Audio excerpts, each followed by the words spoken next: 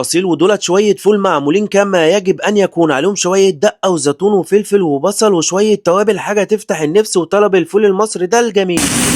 انت من بتوع ليت الزمان يعودوا يوما، نطلب عجاه بالبيت كده كلاسيك وهاديه. لو انت بقى عايز اختراعات ايجيبت عندهم كل حاجه، طعميه بسطرمه وكيري وموتزاريلا وكله موجود. مش هتصدقني لو قلت لك مهتمين بكل حاجه حتى السلطات. وديت بقى البطاطس الجمبري اللي بيقولوا عليها جمبري الغلابه، وديت بقت منتشره دلوقتي في اي مطعم، بس المكان ده بيعملها جامده قوي. واومليت ساده وبسطرمه هتلاقي، وطواجن فول هتلاقي، وكمان بيض مدحرج هتلاقي، وفول بالقوطه كمان هتلاقي. صون طابع حاج اسلام، احنا عندنا احلى فول في مصر. فول زيت زيتون، زيت حار، زيت حلو، بابا، احلى بطاطس، طعميه، كفته، بدنجان، جمبري، دقه، سلطه، احلى طاجن، بيض بسطرمه، اومليت، فول بالسمنه، بيض اومليت عليه، فول بالقوطه، مدحرج، طحينه، احلى جبنه، زيتون، منور، ضرب الاحمر. لكل الناس اللي لسه ما اتسحرتش بره، حابب اقول لكم انتوا فاتكم كتير جدا. حاول تلحق تتسحر انت واصحابك وحبايبك في المكان ده عند اولاد الفيومي في الدرب الاحمر. والمكان دوت من احسن واجمل واكبر الاماكن اللي تروح تتسحر من عندها، لان اجواء رمضان عندهم جميله جدا، وكمان عندهم اصناف كتيره جدا، فكل حاجه انت بتحبها هتلاقيها. انا بالنسبه لي بقى ما ينفعش يعدي عليا رمضان غير لما اروح اتسحر في المكان ده مره واثنين وثلاثه، لان بحب الاكل عندهم بصراحه.